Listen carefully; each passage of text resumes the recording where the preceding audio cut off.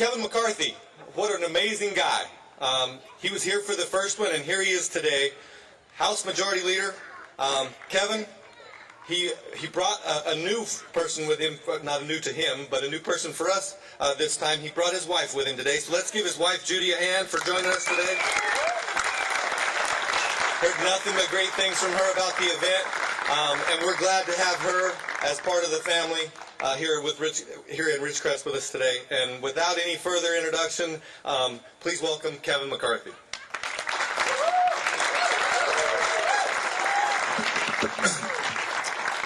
Thank you very much. You know, there's times when I'll go back and I'll see myself on the floor talking, and they say my hometown and my district. And I got to correct them, because with Judy and I, we feel Ridgecrest is our hometown.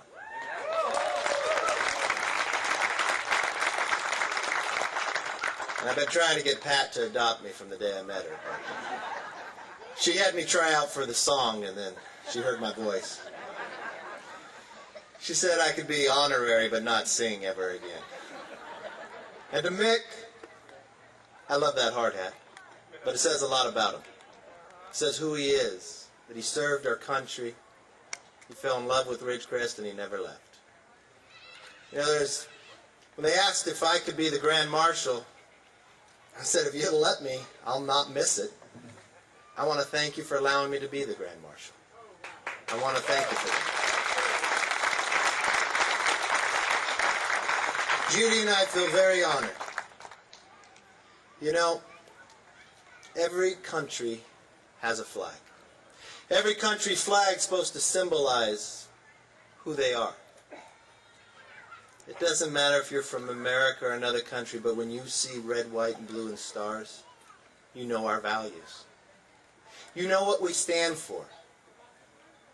You know America is more than a country. America is an idea. An idea that free people can govern themselves, so the power is not driven from government, but from the people. And we are one nation under God, and we're not ashamed to say it.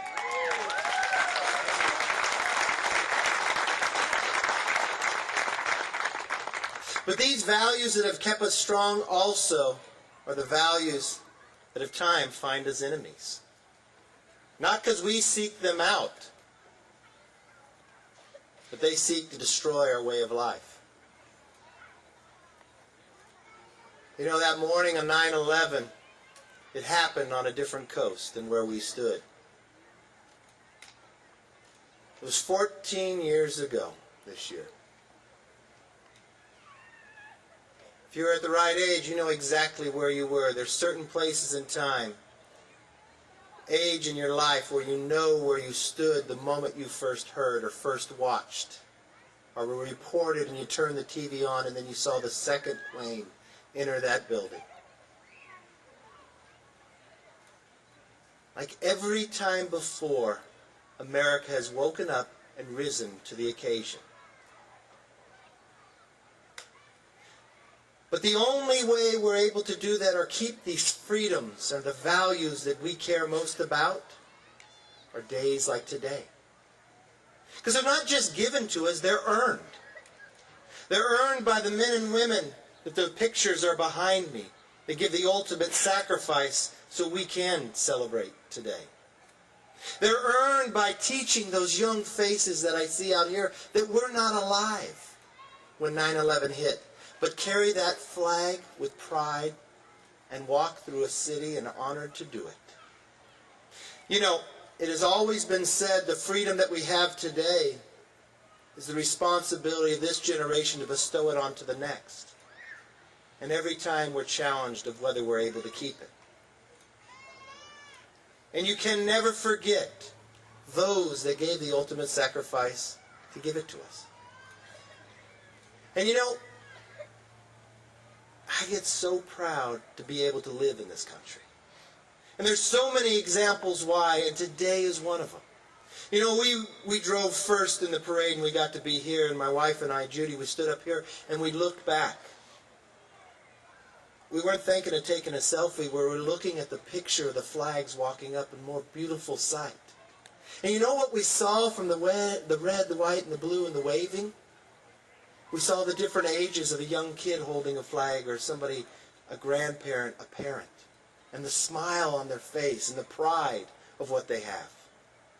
That's what patriotism comes from. But it's earned.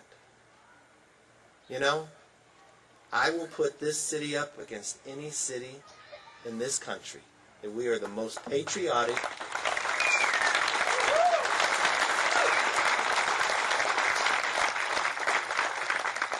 I'm proud we get the skipper up here. He talks about the noise, but I'm never concerned about the noise. It gives me goosebumps when I hear them go. That's the sound of freedom.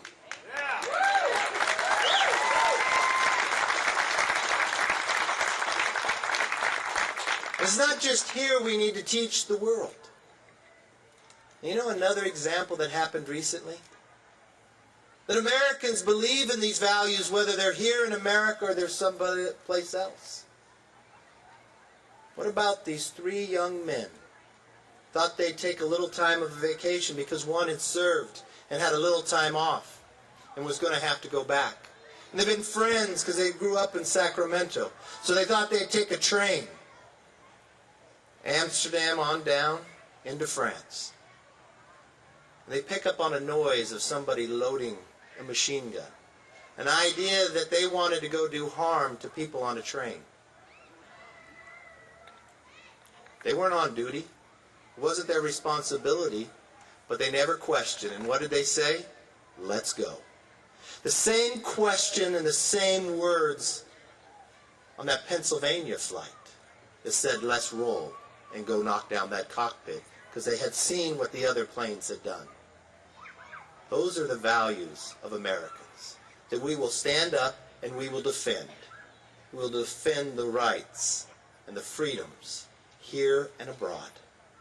That's what makes the world better. You know, too long I hear about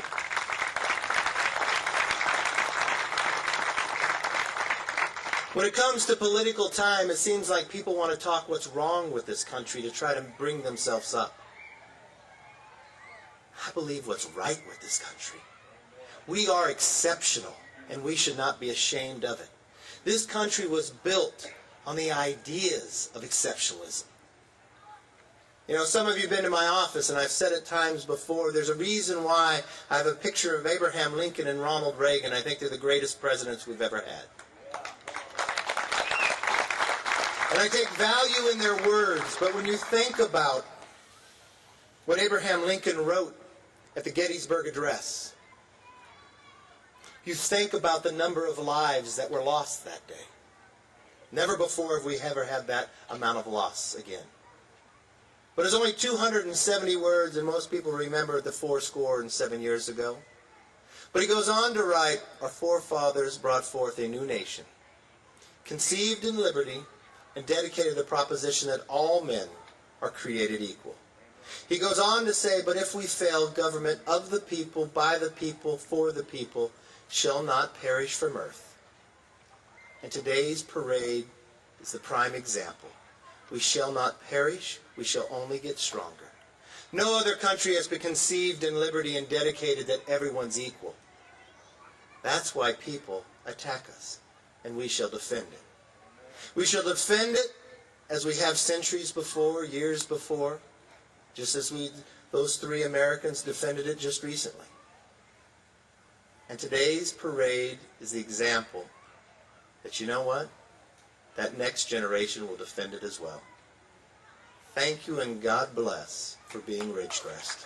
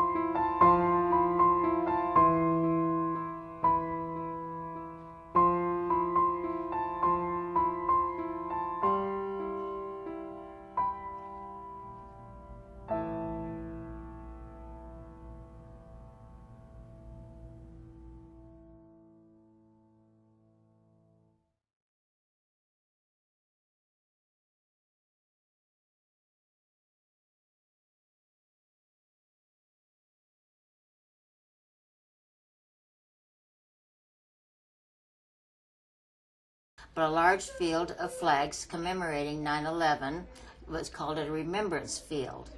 And that started about 12 years ago.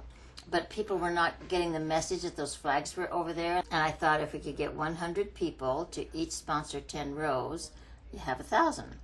And I had no doubt that we would be able to get that kind of response, and calling schools and churches and organizations. And the Gateway School comes up with 100 students, so that's 10 rows. Now, I'll have to tell you, I probably make 1,000 phone calls to get this many people lined up, but it's worth it. I enjoy it. People are so wonderful to interact with, and the great spirit of community spirit, and people are excited about it, and feel good about the opportunity to showcase our community in that way. We've come very close to 1,000 every year from the first year. But it shocked some people. They thought we couldn't make it happen to get 1,000 people, but it was a great celebration when we were able to make that happen on the first year that we tried it. One of the wounded warriors that came from out of town here, and he had lost both of his legs, he said, if every community, every town in this country would have this kind of a parade of 1,000 flags in their community, it would change the world. And you know that if we can be a microcosm to help communities catch the spirit of how we ought to be as communities and how we should be flying our flag, and I think that would be good. One commander we had here said to me one day, he says, "Pat, this is a bonding community." And I think that expresses it well.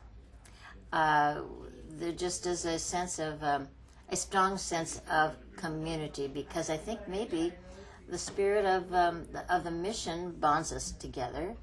And I mean, I went to high school here with people in my class that came back as scientists and helped develop, what we're about, the weapons that are used on the front today. We're just so we're so connected. We're so isolated, yet so connected. I always say the Navy brought the world to our doorstep, and they did, and we're able to be blessed by that.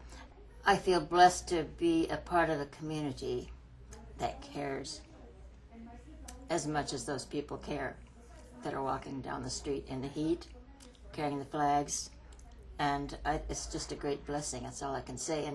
And for the children, it's so important that we impart to our children the seeds of patriotism and love of community. And the Exchange Club, their theme is God, country, and family. So this, of course, bears that out. Investing in children is, I think, something a community needs to do. And as a child, I remember I grew up in Lancaster as my first part of my childhood before I came here at 11 years old. But one of my fondest memories of that community was when they had a parade, and it was during World War II, and we had this giant Uncle Sam on stilts that walked down, and it was my heart just swelled even as a kid about how grateful we are, what a great country we have. And so I think these memories are going to be in our children's, they're going to be forever memories of their childhood and the community they grew up in. So I think this offers a lot for planting those seeds in the hearts and minds of our children.